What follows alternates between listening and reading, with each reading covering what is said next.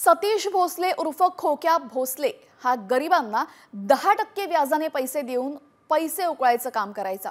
पैसे दिले नाही तर त्यांना मारहाण करायचा असा दावा सामाजिक कार्यकर्त्या अंजली दमानी यांनी केलेला आहे।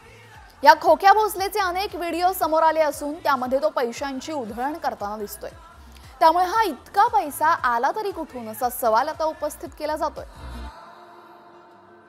ठोकरे खा खा पता चला, इतका पैसा या खोक्या भोसलेकडे नक्की आला तरी कुठून असा सवाल उपस्थित होतोय। अनेक त्याच्या रील्स मध्ये अनेक व्हिडिओ मध्ये पैसे उडवताना पैसे फेकतानाचा दृश्य आपण पाहतो आणि त्यामुळे खोक्याकडे इतका पैसा आला कुठून असा सवालही उपस्थित होतोय।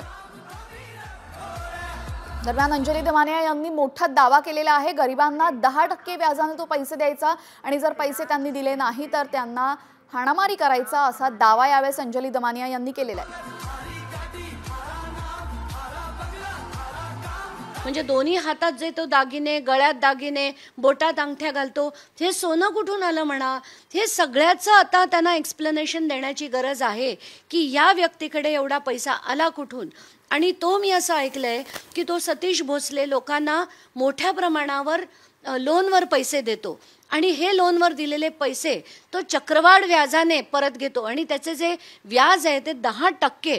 हे कार्यकर्ते सगळे कॉन्ट्रॅक्ट्स घेतात, हफ्ते गोळा करतात, खंडणी मागतात आणि हे जे गुंडाराज महाराष्ट्रात वाढत चाललंय याच्यावर आता मुख्यमंत्र्यांनी बोललं पाहिजे आणि हे सगळं थांबवलं पाहिजे।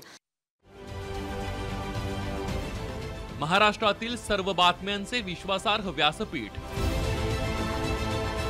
सकाळच्या सर्व सोशल मीडिया प्लॅटफॉर्मला लाईक, फॉलो आणि सबस्क्राइब करा। तसंच सर्व नोटिफिकेशनसाठी बेल आयकॉन प्रेस करायला विसरू नका।